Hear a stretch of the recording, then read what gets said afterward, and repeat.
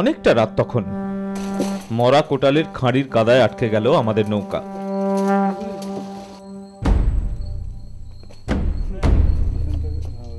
নৌকা থেকে ফেলা বনকর্মীদের সার্চ লাইট ঘোরাফেরা করছিল ওই চরেই। খুঁজে নিতে চাইছিল চেনা পায়ের ছাপ। আছেন নাকি তিনি এদিক ওদিক, ঘাপটি মেরে বসে কোনো মূর্তিমান বিভীষিকা?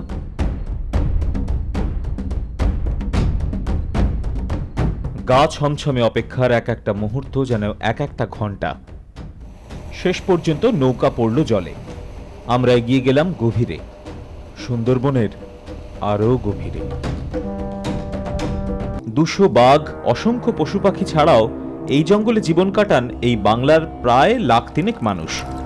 জলে কুমির আর ডাঙায় বাঘ নিয়ে যাদের কেটে যায় গোটা জীবন। ডাঙায় আর আছে দারিদ্র্য, ভয়ঙ্কর দারিদ্র্য। নোনা জলের সঙ্গে এই লড়াইয়ে অনেক সময় যে ওদের হারতে হয়। প্রকৃতির কাছে হার মেনে প্রকৃতিকে লুটে পুটে নেওয়া।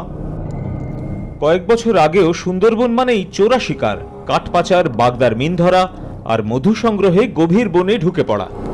অভাবের তাড়নায় মানুষের ধ্বংসলীলা চলছিল প্রকৃতির ওপরই। বিকল্পের সন্ধান ওরা নিজেরাই করে নিত। বাঘের চামড়া বিক্রি মানে কয়েক মাসের নিশ্চিত জীবনযাপন। ম্যানগ্রোভ অরণ্য ফাঁকা করে দেওয়া মানে কিছু অর্থের যোগান। সুন্দরবনের খাঁড়িতে খাঁড়িতে বাড়ছিল অপরাধ প্রবণতা।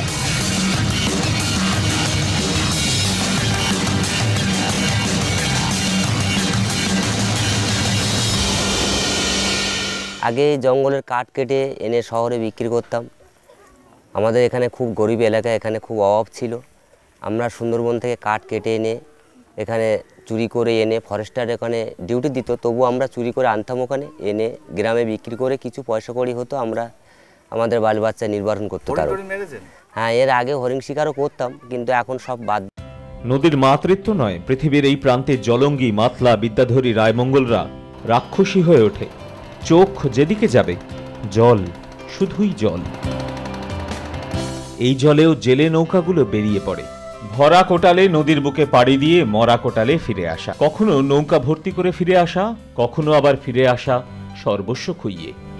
সুন্দরবনের এই জল সাম্রাজ্যে আতঙ্ক হয়েছিলেন জলদস্যুরাও। দিগন্ত বিস্তৃত এই জলদুনিয়ায় একলা হয়ে পড়া জেলে নৌকায় ঝাঁপিয়ে পড়া রেড়ে করে লুটে নেওয়া মাছ, বরফ, ডিজেল, জাল সব। বাচ্চু সর্দার এখন থাকেন নবাবগঞ্জের গরানবোস গ্রামে। এই অঞ্চলের রবিনহুড। ঝড়খালির কাউকে পাবেন না যে বাচ্চুর বিরুদ্ধে একটা কিছু বলে। অথচ একসময় সুন্দরবনের হাড় হিম করা জলদস্যু এই বাচ্চু সর্দারই। তখন থাকতেন ত্রিদিবনগরে। এই কানমারি খাল দিয়ে নৌকা চালিয়ে বিদ্যাধরীতে উঠে কত নৌকা নিঃস্ব করে দিয়েছেন বাচ্চু আর তার দলবল। পুলিশ কখনো ধরতেও পারেনি। সুন্দরবনের প্রতিটা নালা উপনালাও যে পুলিশের থেকে বেশি চেনেন বাচ্চু। কিংবা শওকত আলী মোল্লা, পিঠে বল্লমের ওই গভীর ক্ষতটা বুঝিয়ে দিচ্ছিল ওর অতীতটা। শওকত জলদস্যুই ছিলেন। সুন্দরবনের জলে জেলে নৌকা ধরে সর্বস্ব লুট করতেন শওকতরা।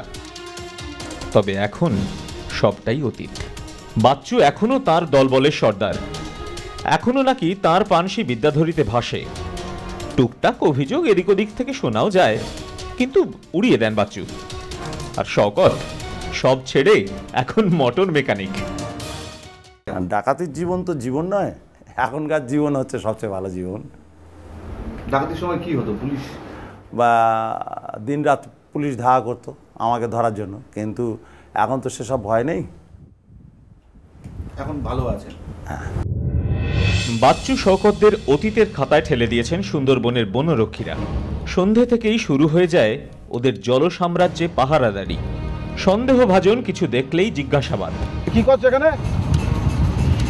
হ্যাঁ, দোন ভাই ধরো তো দেখি। মানে মিনাল বদ্দির? হ্যাঁ, মিনাল বদ্দির বাড়ির। আচ্ছা, একটু নগরে দেখি, আসে দেখি তোমাদের নগরে একটু চেক করবো। কাটটাট কেটেছো? না বাবু, আমরাও কাটনি? আমরাও যাইনি। দাকুরল কতগুলো আছে? দাকুরল নগরে একটু ধরো, নগরে একটু ধরো, শক্ত করে ধরো। আর একটু দেখাও দেখি কি আছে এখানে। নামছে রে হ্যাঁ একটুখানি চালি ভাগ করে। বাবু বেঞ্চাল ঢালো আমাদের কাছে কিছু নেই আচ্ছা কিছু নেই? না স্যার কিছু নেই স্যার, কাঠপাট কিছু নেই। আর কিছু নেই তো? না না আমাদের বেঞ্চাল ঢালো আচ্ছা ঠিক আছে। বেঞ্চাল ধরে তোরা এখন কোথায় যাবে? বাড়ি বাড়ি বাড়ি চলে যাবে? আচ্ছা যাও, তাহলে আমরা এখানে আছি, বলবে না কিন্তু কাউকে। সার্চ লাইটে জরিপ করে নেওয়া প্রতিটা ইঞ্চি। তাহলে খোলা খোলা আছে আমাদের। এভাবেই বদলাচ্ছে সুন্দরবনের অপরাধের চালচিত্র। জলে কঠোর নজরদারি আর ডাঙায় সাধারণ মানুষের বন্ধু হয়ে যাওয়া বন দপ্তরের। সব মিলিয়ে সব দিক থেকে রক্ষা করা এই বনকে, সুন্দরবনকে।